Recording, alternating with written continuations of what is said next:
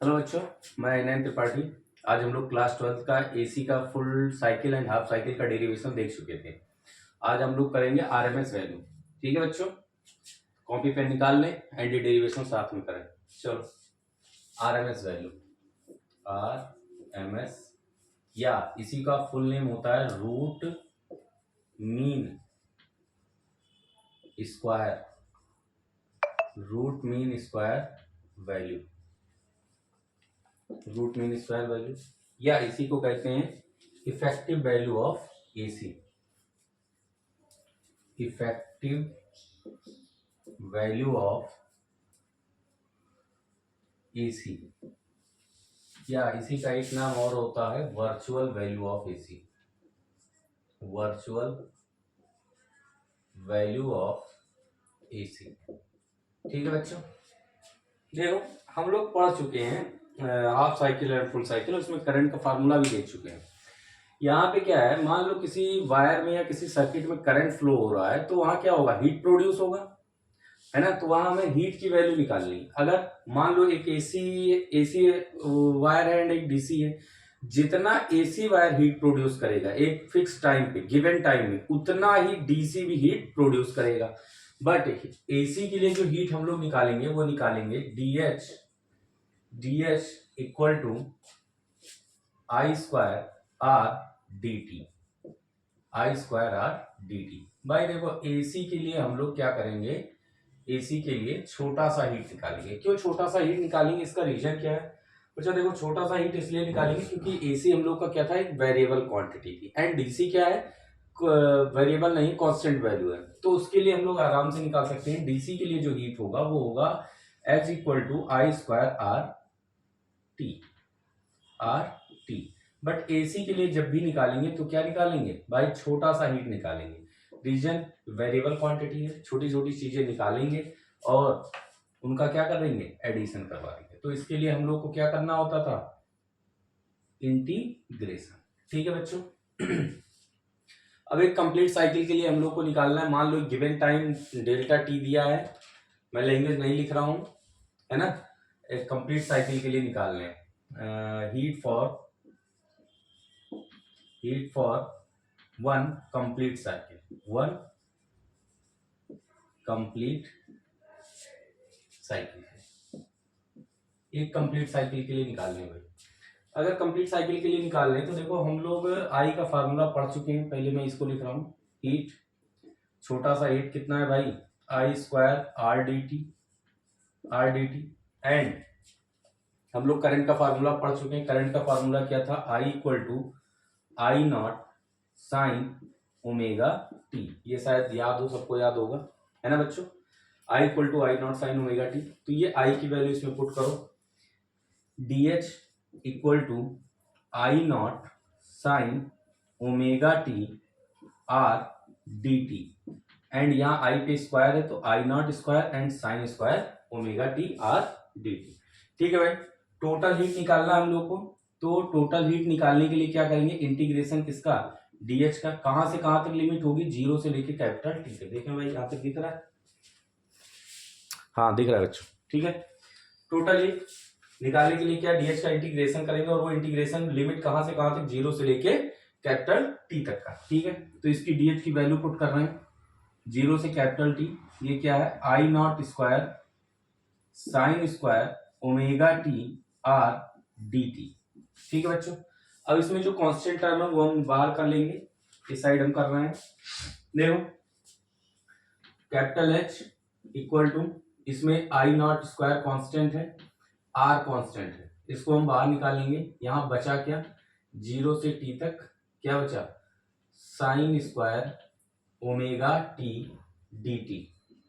ठीक है बच्चों, देखो ये कोई लीनियर इक्वेशन नहीं है, इसलिए हम लोग इसका डायरेक्ट इंटीग्रेशन इस हिसाब से नहीं कर सकते कि जैसे भाई पावर प्लस करा दें एंड उसी से डिवाइड करा दें। ठीक है बच्चों, लीनियर फंक्शन होता तो आसानी से कर सकते थे, इसलिए हम इसमें मैथ का फार्मूला यूज करेंगे। एंड वो मैथ का फार्मूला क्या है, मैं यहाँ फार्मूला लिख दे रहा हूँ। फार्मूला क्या है, one minus cos two theta divided by two equal to two sine square theta. ठीक है बच्चों, दिख रहा है ना यहाँ तक का। 1 minus cos 2 theta divided by 2, theta 2 time increase कर लो एंड उसी से उसको डिवाइड करा दो। ठीक है बच्चों, तो यहाँ पे जो हम लोग का h की वैल्यू आ जाएगी वो h equal to I not square R integration 0 से t तक, एंड ये साइन की वैल्यू क्या हो जाएगी 1 minus cos 2 omega t divided by 2 and dt। ठीक है बच्चों, ये हो जाएगा। अब देखो यहाँ पे 2 भी कांस्टेंट है तो इसको भी हम बाहर ले लेंगे, ये क्या हो जाएगा h equal to I not square R by 2, and यहाँ बचा क्या हम लोग का 0 से t तक 1 minus cos 2 omega t dt। ठीक है बच्चों, क्लियर है यहाँ तक की बात। देखो ये h equal I not square R by 2, अब ये लिमिट हम लोग का कहां से कहां तक है 0 से t तक का, 0 से t तक का, एंड ये 1 t के रिस्पेक्ट में हम लोग देखेंगे, पूरे टर्म को t के रिस्पेक्ट में देखेंगे तो ये क्या हो जाएगा t, ये क्या हो जाएगा t minus, and cos 2 omega t का इंटीग्रेशन करेंगे तो ये आ जाएगा sin 2 omega t divided by 2 omega. ठीक है बच्चों, एंड लिमिट कहां से कहां तक 0 से लेके t तक का 1 minus sine 2 omega t divided by 2 omega. ठीक है बच्चों, लिमिट कहां से कहां तक 0 से लेके t तक का। ठीक है, देखो अब हमें करना क्या है, upper limit minus lower limit. Upper limit तो कैपिटल टी है, ठीक है, बट लोअर लिमिट हम लोग का क्या है 0। अगर हम 0 पुट करेंगे तो पूरा टर्म क्या हो जाएगा 0 हो जाएगा, इसलिए हम लोग सिर्फ अपर लिमिट पुट करेंगे, लोअर लिमिट हमें पुट करने की जरूरत नहीं है। तो यहाँ h की वैल्यू क्या आ जाएगी h equal to I not square R by 2, and ये t की जगह capital T minus minus sine 2 omega t by 2 omega. ठीक है बच्चों, देखो अब मैं यहां सॉल्व कर रहा हूं साइन 2 ओमेगा t को। देखो ये है क्या sine 2 omega T equal to, बच्चा देखो ओमेगा की वैल्यू सबको पता है, मैं यहां लिखे दे रहा हूं, ओमेगा की वैल्यू क्या होती है 2 पाई बाई टी। ठीक है भाई, ये फार्मूला यूज किए थे, एंड ये ओमेगा की वैल्यू, तो क्या हो जाएगा sine 2 into 2 pi by T into T, तो ये टी से टी कैंसिल होगा, है ना बच्चों, टी से टी कैंसिल होगा। ठीक है भाई, दिख रहा है यहां तक का। तो ये साइन की वैल्यू क्या आ गई हम लोग की साइन 4 पाई, साइन 4 पाई, और साइन 4 पाई की वैल्यू होती है 0। बच्चा साइन 4 पाई 2 पाई 6 पाई 8 पाई कुछ भी आ रहा है इसमें, 2 पाई 4 पाई 6 पाई 8 पाई, तो वो साइन की वैल्यू हमारी क्या हो जाएगी 0। ठीक है बच्चों, यहां तक का हो गया, मैं इसके आगे ये रफ कर रहा हूँ एंड यहाँ पे करूंगा। क्या आ रहा है भाई, ये पूरा टर्म क्या हो गया 0, भाई साइन 4 पाई आ रहा है और साइन 4 पाई की वैल्यू 0, तो ये पूरा टर्म क्या हो गया 0। तो यहाँ पे बचा क्या हम लोग का h equal to I not square R by 2, and यहां से क्या बच रहा है सिर्फ t, क्या बच रहा है t। ठीक है बच्चों, ठीक है, देखो ये h की वैल्यू हम लोग की आ गई किसके लिए फुल साइकिल के लिए, एसी के फुल साइकिल के लिए हीट इतना आ गया, एंड हाफ साइकिल के लिए हीट इतना आ गया। ठीक है, देखो अगर मैं इन दोनों को इक्वेट करा दूं, अगर इन दोनों इक्वेशंस को मैं इक्वेट करा दूं तो क्या I not square R by 2 I not square by 2 T equal to I square R T के बराबर होगा। ठीक है बच्चा, तो देखो यहाँ आर टी से आर टी हो जाएगा कैंसिल, बचेगा क्या, एंड ये जो आई स्क्वायर है ना ये आरएमएस वैल्यू, कौन सी आरएमएस वैल्यू, तो I square R M S equal to I not square by 2, and यहां से अगर स्क्वायर हटाते हैं हम लोग तो ये क्या आ जाएगा I R M S equal to I not by √2। बच्चा यहाँ पे दिख रहा है ना, ठीक है भाई, देखो आई आर एम एस कितना आ गया आई नॉट बाई √2। ठीक है बच्चों, एंड यही फार्मूला हम लोग का फुल साइकिल हो या हाफ साइकिल दोनों के लिए सेम आएगा। देखो आई आर एम एस की value I R M S equal to I not by root two, ये फुल साइकिल हो या हाफ साइकिल दोनों के लिए सेम आएगा, फुल साइकिल या हाफ साइकिल और हाफ